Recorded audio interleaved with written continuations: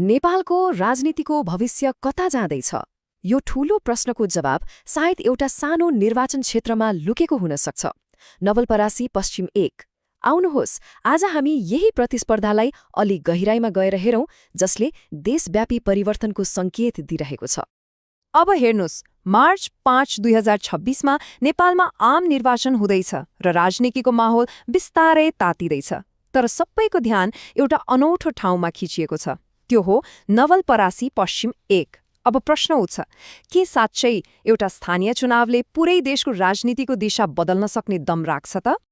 यो पुरै चुनावी कथाको केन्द्रमा एकजना परिचित व्यक्ति हुनुहुन्छ, विक्रम खनाल। उहाँ एक स्थापित स्थानीय नेता हो, तर यसपटक एउटा तर छ। उहाँ मैदानमा त हुनुहुन्छ, तर नयाँ झण्डा, नयाँ आशा र एउटा बिल्कुलै नयाँ पार्टीको साथमा। बर्दघाटका मानिसहरूको लागि विक्रम खनाल कुनै नयाँ नाम होइन। उहाँ नेपाली कांग्रेसबाट लुम्बिनी प्रदेशको महासचिव हुँदा गरेका कामहरूको छाप आज पनि त्यहाँ देखिन्छ। उहाँले बनाएका सडकहरूले गाउँलाई बजारसँग जोडे, सिंचाइका योजनाहरूले किसानको खेतबारी हराभरा बनायो, अनि स्कुल र सामुदायिक भवनहरूले बालबालिकाको भविष्यलाई अलि उज्यालो बनायो। यी केवल ईटा र सिमेन्टका संरचना मात्र थिएनन्, यी त जनताको जीवनमा आएका वास्तविक परिवर्तन थिए।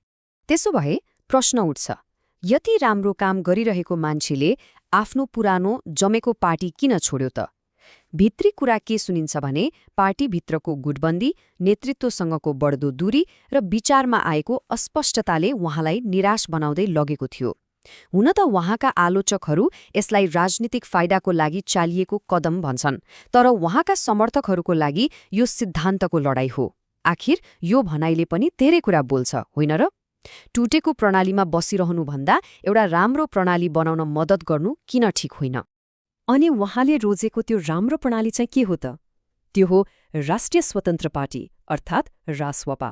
आउनुहोस्, अब यो पार्टीको बारेमा कुरा गरौं, जुन नेपाली राजनीतिमा एक नयाँ शक्तिको रूपमा एकदमै छिटो अगाडि बढिरहेको छ।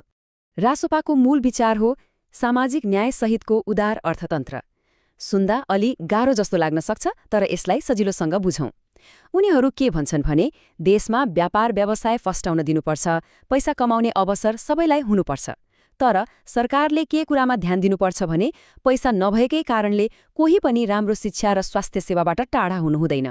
यो भनेको विकास र सामाजिक सुरक्षालाई सँगसँगै लैजाने कुरा हो।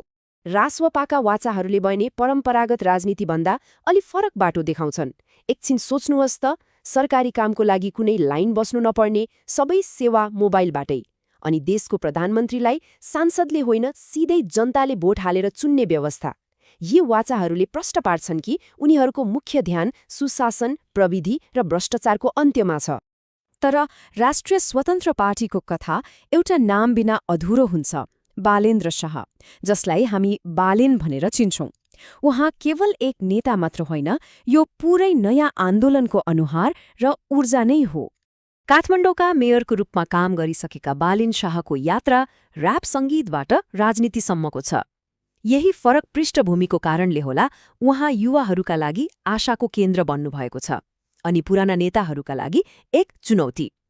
सन् 2025 मा जुन परिवर्तनको माग गर्दै युवाहरू सडकमा आए, बालेनले त्यही आवाजलाई प्रतिनिधित्व गर्नुहुन्छ। र अब रासोपाले उहाँलाई नै भावी प्रधानमन्त्रीको रूपमा अगाडि सारेको छ। ल, अब फेरि नवलपरासी पश्चिम 1 को चुनावमा फर्कौं र यसलाई देशको समग्र राजनीतिको नजरबाट हेरौं। यो चुनावको अर्थ केवल एक सिटको हार जित मात्रै होइन, यो त्योभन्दा धेरै ठूलो कुरा हो। यो चुनाव एक किसिमले राजनीतिको दो बाटो जस्तै हो। एकातिर छन् पुराना र स्थापित दलहरू जसले देशका चर्चित उद्योगपति विनोद चौधरी जस्ता हेभीवेटलाई उम्मेद्वार बनाएका छन्। अर्कोतिर छ परिवर्तनको नारा बोकेको रासवपा, जसले स्थानीय स्तरमा काम गरेर आफूलाई प्रमाणित गरिसकेका विक्रम खनाललाई अगाडि सारेको छ। यो एकातर्फ स्थापित शक्ति र अर्कोतर्फ नयाँ जोश बीचको रोचक प्रतिस्पर्धा हो। यदि रासोपाले यहाँ जित्यो भने नवलपरासी पश्चिम 1 को लागि यसको अर्थ के हुन्छ त? उनीहरूको वाचा अनुसार यसको मतलब हुनेछ विकासका कामहरू छिटो हुनु, स्थानीय योजनाहरूमा हुने भ्रष्टाचार रोकिनु र युवाहरूको लागि प्रविधिमा आधारित रोजगारीका नयाँ अवसरहरू सृजना हुनु। यो केवल चुनाव जित्नु मात्र होइन, विकासको एउटा नयाँ मोडललाई परीक्षण गर्ने मौका पनि हो। तर अन्त्यमा यो सबै निर्णय नवलप्रासी पश्चिम 1 का मतदाताहरूको हातमा छ। उनीहरूले गर्ने छनौटले केवल एकजना उम्मेद्वारको होइन, सिङ्गो क्षेत्रको भविष्यको दिशा तय गर्नेछ। सारमा भन्नुपर्दा यहाँ कुनै एक उम्मेद्वारलाई दिइने मतले सिङ्गो देशको राजनीतिको हावा कतातिर बहन्छ भन्ने एउटा साङ्केतिक अर्थ राख्छ। त्यसैले यो चुनाव स्थानीय भए पनि यसको महत्त्व राष्ट्रिय स्तरको छ। अन्तमा नवलपरासी पश्चिम 1 को यो चुनाव केवल 2 उम्मेद्वार बीचको प्रतिस्पर्धा मात्रै होइन, यो त दशकौंदेखि चलिआएको स्थापित प्रणाली र एउटा नयाँ आन्दोलन बीचको छनौट हो। र यहाँको निर्णयले सिङ्गो नेपालको राजनीतिक भविष्यलाई कतातिर डोर्याउला त्यो हेर्न साँच्चै नै रोचक हुनेछ।